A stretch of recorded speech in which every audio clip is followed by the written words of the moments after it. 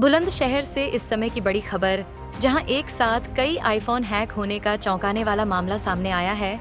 बताया जा रहा है कि ये सभी आईफोन जहांगीराबाद के बालाजी मोबाइल पॉइंट से खरीदे गए थे।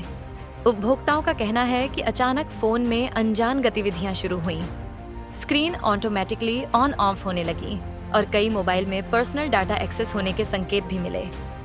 जैसे ही लोगों को शक हुआ कि उनके फोन हैक हो चुके हैं, उपभोक्ताओं में हड़कंप मच गया। कई लोगों ने आशंका जताई कि कहीं यह कोई बड़ा साइबर क्राइम तो नहीं और किसी अनहोनी की ओर इशारा करने वाली कोशिश तो नहीं। हैक के बाद उपभोक्ताओं ने अपने महत्वपूर्ण डाटा बैंकिंग जानकारी और ओटीपी सुरक्षा को लेकर भी चिंता व्यक्त की है।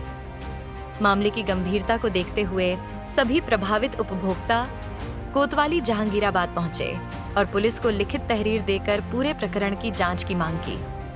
लोगों ने आरोप लगाया है कि एक ही दुकान से खरीदे गए फोन का एक साथ हैक होना संदेह पैदा करता है और इसकी व्यापक जांच बेहद जरूरी है। फिलहाल पुलिस ने मामले की तहरीर प्राप्त कर ली है और साइबर सेल से तकनीकी जांच कराने की बात कही जा रही है। उपभोक्ता उम्मीद कर रहे हैं कि जल्द ही हैकिंग के कारण तरीके और जिम्मेदार लोगों का पता लगाया जाएगा, ताकि भविष्य में ऐसे किसी भी डिजिटल अपराध को रोका जा सके। तो क्या नाम है आपका? जी, मेरा नाम कपिल कुमार है। मैं ग्राम अमरगढ़ का निवासी हूँ। कपिल, आज कोतवाली जहांगीराबाद अभी आपने एक तहरीर दी है, क्या है मामला? जी, ये जहांगीराबाद में बालाजी मोबाइल पॉइंट एक शॉप है।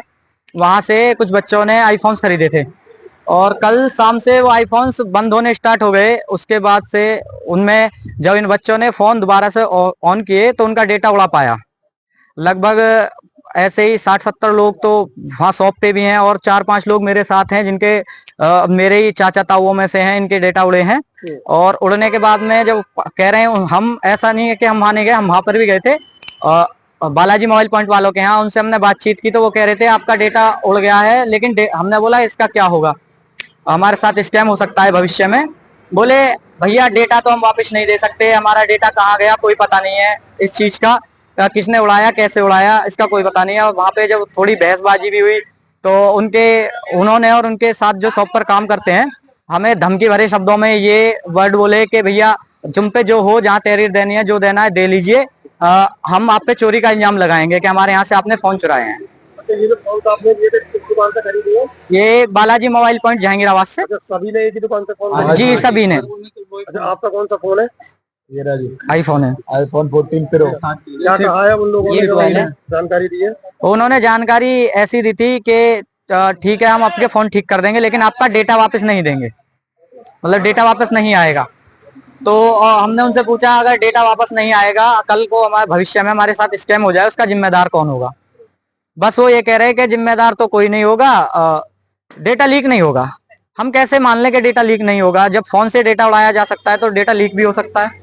आपने प्रार्थना पत्र दिया है, क्या कहा है? हमने उसमें ये सभी बताया है कि हमारे साथ जो जो घटना घटित हुई है उनके बारे में बता दिया है कि हमारा भविष्य में हमारे साथ कोई अपराध ना हो, घिनौनी हरकत ना हो कोई भी, जिसमें पर्सनल डेटा भी है, पर्सनल कागजात भी हैं हमारे, कहीं उनका मिसयूज ना हो। इसलिए हमने एक थाना जहांगीराबाद कोतवाली पे प्रार्थना पत्र दे दिया है इस संज्ञान में।